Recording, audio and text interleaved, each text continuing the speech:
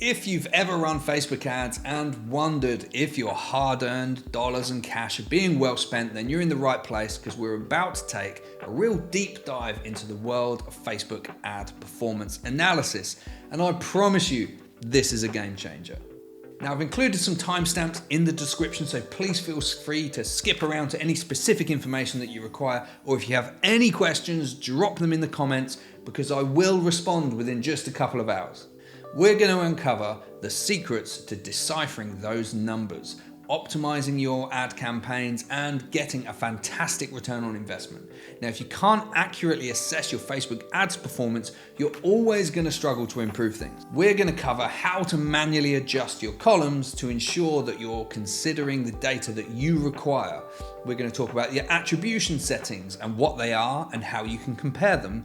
And we're going to talk about measuring the phases of your funnel. Then finally, I'm going to walk you through exactly why certain metrics are important, such as your clicks, landing page views, and outbound clicks. What's the difference between those? Your cost per result, your return on ad spend, your purchase conversion value, frequency. We're going to get into more and more stuff, more and more detail like that. So let's dive into the platform and start having a look. Okay, so here's the ad account of one of our clients whose campaign work's doing really well, and this is sort of like a standard setting that you'll see. So you'll see your attribution setting, which is set to 7-day click or 1-day view. I'll get into exactly what that is later in the video. You can see your budget, your bid strategy, your reach. Now, your reach is quite simply how many people have seen your account. And your impressions is how many times it's appeared on somebody's device. So your reach is how many people, and your impressions is how many times. So this means that certain people could have seen your ad on many different occasions. Then we have your cost per result and the total amount spent from the campaign, and then when the campaign ends. So that's generally what you'll see, but it doesn't tell the full story of the ad performance. Now, this client, what they want is they want to achieve a per purchase of below £15. That's what they're seeking. They're happy. They're in a lot of profit, really good profit, if they're making sales for under £15.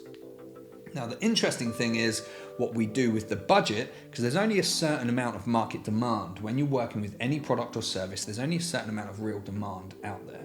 And there's always going to be the low-hanging fruit that you can scoop up quite easily, the people who are ready to buy now, and there's going to be a group of people underneath that who are the right kind of customer. They are in the market for exactly what you provide or what you sell, but they're not yet ready to buy. And Facebook ads is very good at nurturing those people towards the sale. So what we do with this client is we increase the budget until a time when we start seeing diminishing returns. Because there is a law of diminishing returns with Facebook ads and Google ads and much digital marketing. You generally see better results up to a time, and then you'll hit this sweet spot right at the top before we start seeing results come down. So what we do is we raise the budget until we get to as close as £15 per purchase as we possibly can, because that way they know they're in nice, healthy profit. Some clients they're really interested in this reach, so they just want to reach lots of different people, but Facebook ads is great at delivering inquiries and delivering sales. So for me, the brand awareness that you get here is almost quite irrelevant. What we're going to do is we're going to come to this little plus symbol here, because here we can select the type of columns that we want to display. So we're going to select add other columns, and this is where you can customize exactly what you want to see. So at the minute we've got our attribution settings, and all the ones that are ticked, that's what are being displayed as things stand. But if we want to find landing page views, we want to know the amount of people that are going to the website and the cost of those landing page views. So we can click apply and we scroll along and we will start seeing them here. So we know that this particular campaign has so far achieved 4,149 landing page views, but the budgets between these campaigns are different. So therefore, we have cost per landing page view, and that will give you an indication of the effectiveness of how much you're having to spend to acquire someone coming to your website. So it's another measure of performance that you can check. What I would always avoid is looking at clicks, because people, when you measure clicks, and what amateur digital marketers always talk about is the amount of clicks and the cost per click. Cost per click is a great metric for Google ads, but for Facebook ads, it's kind of irrelevant, because people can click on the see more bit, they can click on your image, they can click on your video. What does it mean? It's kind of a loose engagement metric, but it really doesn't tell you much more apart from that people are clicking on your ads. What you want to measure is the action that you want people to take. So you have to think of it in terms of a funnel. So right at the top, you've got somebody coming into a landing page view, then you've got your add to carts, then you've got your initiate checkout, and then finally you have your purchase. If what you want to achieve is a purchase, then optimize your ads for a purchase. Let's look at some other metrics. So here I'm going to type in, we've already got purchase, and we've already got cost per purchase, because this is the result that I was talking to you about. But what we want to know is the return on ad spend. How much money you put into your campaign versus how much money you get out of your campaign. Because we have other clients that's the only metric they care about. They don't care about cost per result. They just want to know, if they put £5,000 into Facebook ads, how many £1,000 are they getting out? Are they covering their agency fee as well as their ad spend and being left with some profit at the end of it? Is it worth their while? So we can see here that this client, these various campaigns, and this is only measuring May until October, and the various campaigns, 25, 21, 27, 19, and 9. So for every £1 this client puts in, the average is they get £22.53 back. And we can see that with the purchase conversion value. So if I tick value under purchase, you can see that here. So we know that this client has put in £14,000 and that it is spat out just under £319,000 in purchase conversion value. So there's lots of things that you're going to have to consider when you're talking about measuring your Facebook ad performance. So if you're doing a lead generation campaign like this client here, this client's spending around about £6,000 every single month, and they're mostly just looking to develop leads. There are other things going on. They're looking for people to sign up for free trials. And we can see the leads that are coming through on these campaigns and how much it costs per lead. But cost per lead can be a bad metric to follow in and of itself. And the reason being is because with lead generation, it's more about the quality than the quantity. I can drive leads to this client for a lot cheaper than £11.20, for a lot cheaper than £26 and £35, etc. But the quality would suffer. So we know with this client that the quality of the leads, this is a more qualitative performance analysis, but we know that the quality of those leads is good. We know that about 60% of the leads that this business gets are their ideal target customer. So we can reduce the cost per lead, but if the quality goes down, they're not going to be very happy.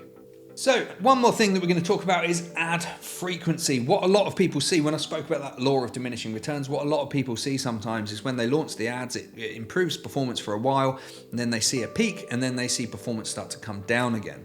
And one reason for that is ad fatigue. So people just get bored of seeing the same ads, and we've all have had that experience where you're seeing the same ad over and over and over, and if you've not purchased in the first 6 times you've seen it, why are you going to purchase on the 7th, 8th, 9th, 10th if it's indeed the same ad? And the way that we measure that on Facebook is with ad frequency. And you can see here, I've customized the column and we've got relatively good ad frequency for this client. So some of them are running relatively high at 4.63. And there isn't really something where I can say it needs to be within this level. I would certainly say people need to see your ads more than once. So we're looking at beyond 2, I would suggest is sort of a good area for your ads to get to in time.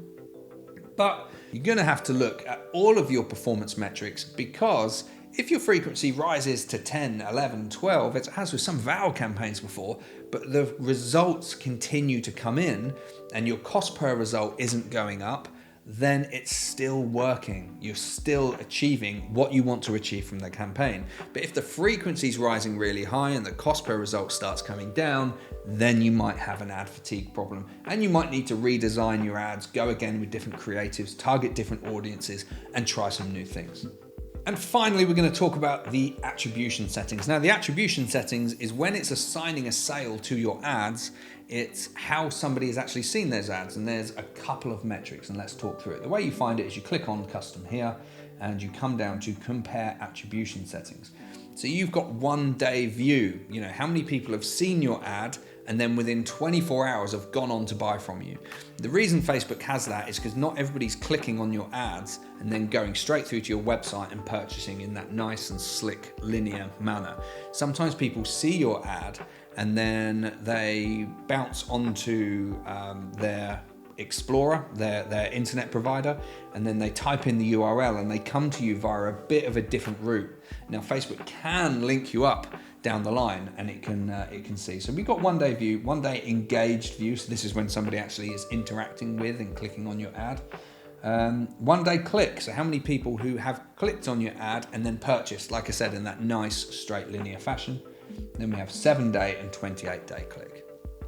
What you will find with Facebook is 1 day view will likely account for most of your purchases. When I click apply like that, we can see in here exactly how many people are seeing your ad, clicking and buying in that nice linear fashion that I discussed, how many people are clicking on your ad and they're buying within 7 days, and then finally how many people are buying within a further 3 weeks of that. Now these aren't actually being accounted for within your results section in your main tab, because as I said, the attribution model in Facebook ads is 1 day view, 7 day click. Unless you change it, you can't yet switch it to 28 day click. You used to be able to way back when.